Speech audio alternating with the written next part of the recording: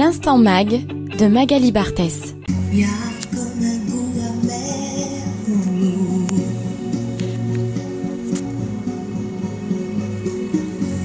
Comme un goût de poussière dans tout. Et la colère qui nous suit partout.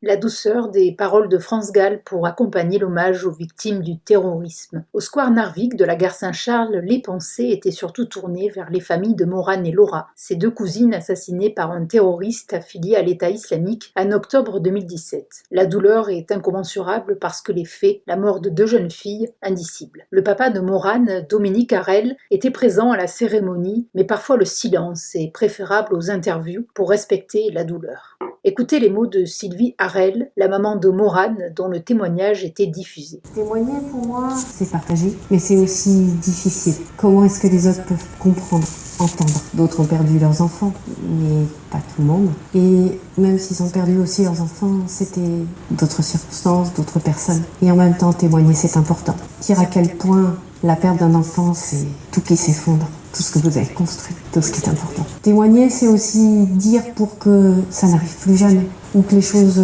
soient différentes dans l'avenir. Témoigner, c'est aussi tendre la main à ceux à qui c'est arrivé. Au fond, témoigner, c'est être humain, profondément humain.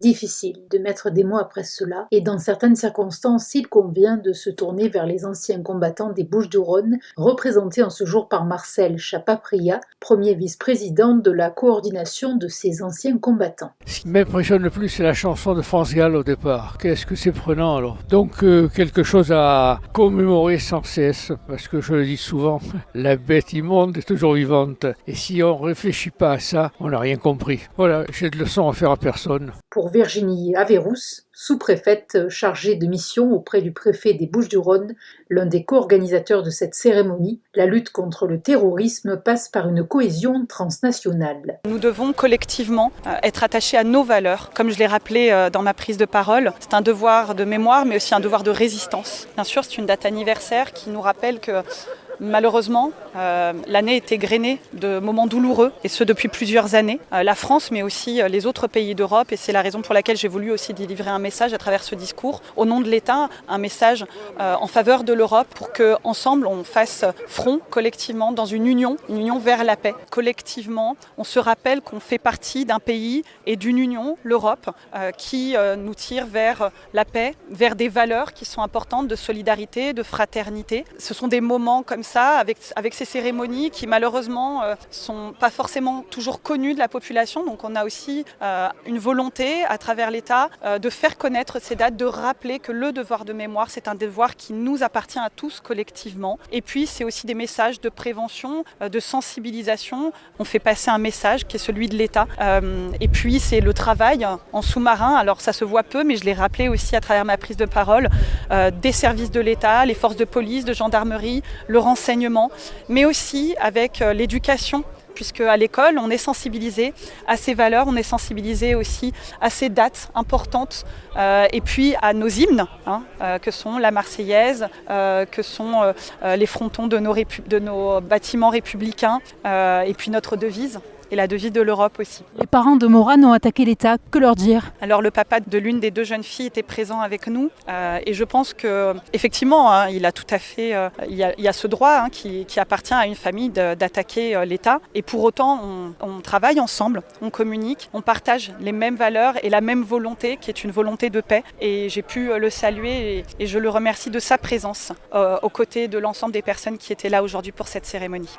Ces moments d'hommage aux victimes du terrorisme sont essentiels dans l'agenda d'une ville, d'un pays, pour signifier à la population que la République est là pour se souvenir des victimes et protéger les Français. Lisette Nardussi, qui représentait le maire de Marseille, Benoît Payan, co-organisateur de la cérémonie aux côtés de la SNCF et la préfecture, cette cérémonie a une dimension aussi bien mémorielle qu'actuelle. C'est d'autant plus important que malheureusement c'est toujours d'actualité. On rend hommage à toutes les victimes des attentats et Et encore aujourd'hui, on vit des situations un peu similaires et aussi graves en tout cas. Donc c'est essentiel d'être là. C'est essentiel de rappeler qu'il y a eu des événements, qu'il y a toujours des événements, qu'il faut se prémunir et surtout d'alerter, de transmettre ce message surtout à la jeunesse pour qu'ils comprennent que finalement c'est la haine de l'autre qui amène à ces situations et donc apprendre à se connaître, à vivre ensemble, à connaître l'autre, peut-être pourrait amener à des situations de paix auxquelles on aspire tous. Delphine Cousy, directrice régionale SNCF TER Sud, coordinatrice territoriale SNCF, la rejoint. Ce type de cérémonie permet également de transmettre le devoir de mémoire, de faire partager avec les jeunes les valeurs de la République.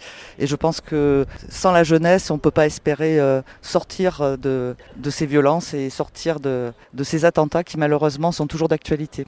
Et parmi les jeunes présents, les volontaires de l'EPID, établissement pour l'insertion dans l'emploi. Linda Abdel Sadok, conseillère en éducation et citoyenneté, nous parle des missions de cet établissement. Au Centre EPID de Marseille, nous accueillons des jeunes de 17 à 25 ans qui sont sans diplôme et qui rencontrent un cumul de vulnérabilité. Donc l'EPID propose un internat et c'est d'inspiration militaire. Donc ils sont hébergés du lundi au vendredi et ils ont aussi la possibilité de se faire héberger également le week-end. À l'EPID, nous travaillons une remise à niveau, l'inculcation des savoir-être. On les accompagne également vers une insertion. Construire sa vie professionnelle à travers l'EPID ou ailleurs, participer activement à des cérémonies en mémoire des victimes du terrorisme et prononcer leur nom. Lire Albert Camus, autant de petits pas qui servent à se réaliser dans notre société. Et puisque l'on évoque la jeunesse, Lamri Meriem, 17 ans à l'EPID, être présent à cette cérémonie était une évidence. Nous sommes arrivés à un stade où dire que la vie devient triste, où tout devient noir en fait. Faut vivre la vie, nous sommes jeunes, il y a des jeunes personnes qui meurent, des mamans qui perdent leurs enfants ou des enfants qui perdent leurs parents et on peut que les encourager dans des moments comme ceux-là. Mon projet c'est de devenir militaire. Cette cérémonie, pourquoi cette cérémonie? C'est pour la citoyenneté, pour un bon début. Me dire que dans tous les cas ça sera une habitude si je deviens militaire et j'espère que ça sera pas la dernière cérémonie dans laquelle je serai là. J'ai lu un texte des larmes sous la joue de Marianne. La lâcheté du terroriste, c'est qu'il peut frapper n'importe qui. Étudiants, professeurs, caricaturistes, religieux ou laïcs. Leur absence est un poids dans nos vies. Mais leur souvenir lumineux et notre foi en la vie, c'est cela qui nous permet de garder espoir en l'avenir.